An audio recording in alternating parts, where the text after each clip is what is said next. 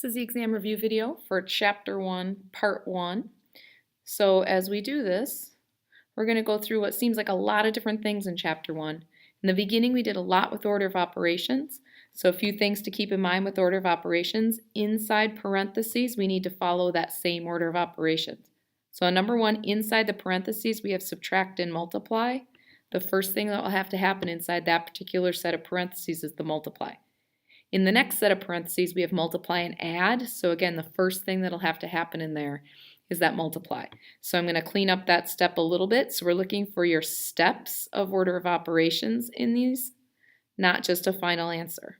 So your steps, show each step. All right, so in the next set of parentheses, I have 20 plus 2. I have to finish everything in the parentheses and everything attached to it before I'm done with the parentheses step. So in this step, I'm going to have 4 times 40. And in this one, I'm going to have 4 times 22. So going back and finishing, now I've got 160 when I take care of this, plus 88 when I take care of the next part. So then I can finally add them together and get the 248. Things to keep in mind. Exponents come next, so even inside of parentheses.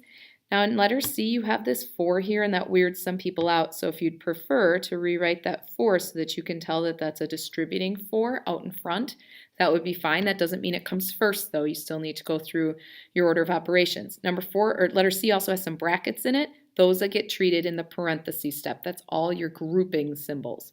Same in letter B, you have brackets and parentheses. They still all get handled in the parentheses step, but the brackets are outside. So then we work our way inside, work out everything in the parentheses first, then everything in the brackets before you leave that parentheses step. Remember, stop the video and do these things as we're talking about them.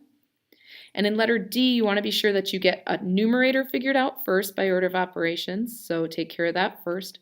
A denominator second, then go put them back and divide last. In number 2, there's a lot of things to input and then evaluate, same in number 3.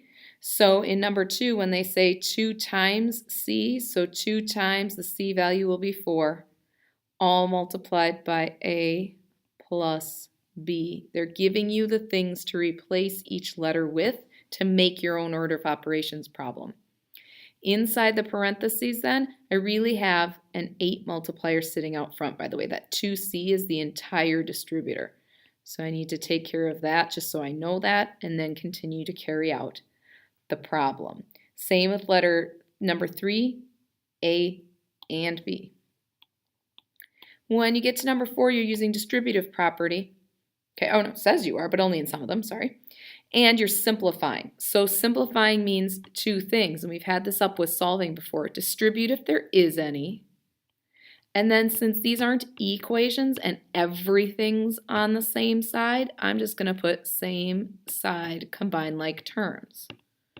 To combine like terms, we had 3 things on the board last week. We had that they had to be same side of an equation. These aren't equations, so they're all on the same side. Same variable, same power. And that's going to be important when you start looking at things like letter F that have x cubes and x squared. So if you look at letter F, I have 3x cubes, subtract 2x squareds.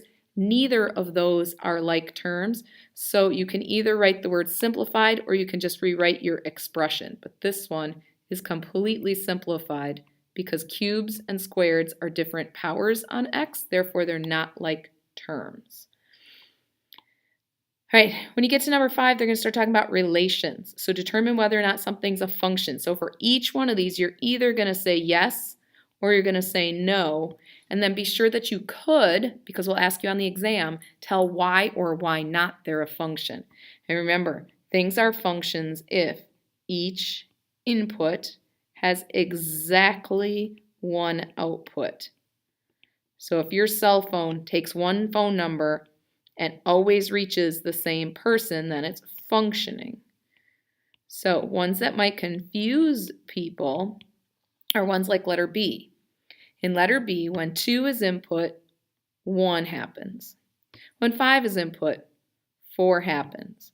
0 has exactly one output, but people are uncomfortable about this -3 having the same output as 2, but -3 has its own has exactly one output, 1. 2 has exactly one output, 1. It could be the world's most boring phone that no matter what number you call, you reach the same person, but this is a function because each input, 2 and 3, -3, has exactly one output, so this one is a function. You're going to have to make that decision about part A, and then come over and take a look at part C, pausing the video so you can think it through first. I get to 4 and I notice that 4 maps to having an output of 2 and 4 has an output of 5. So I want to come down and see if that breaks my rule. Does my input of 4 have exactly one output? And the answer is no. My input of 4 has 2 outputs, so it's not a function.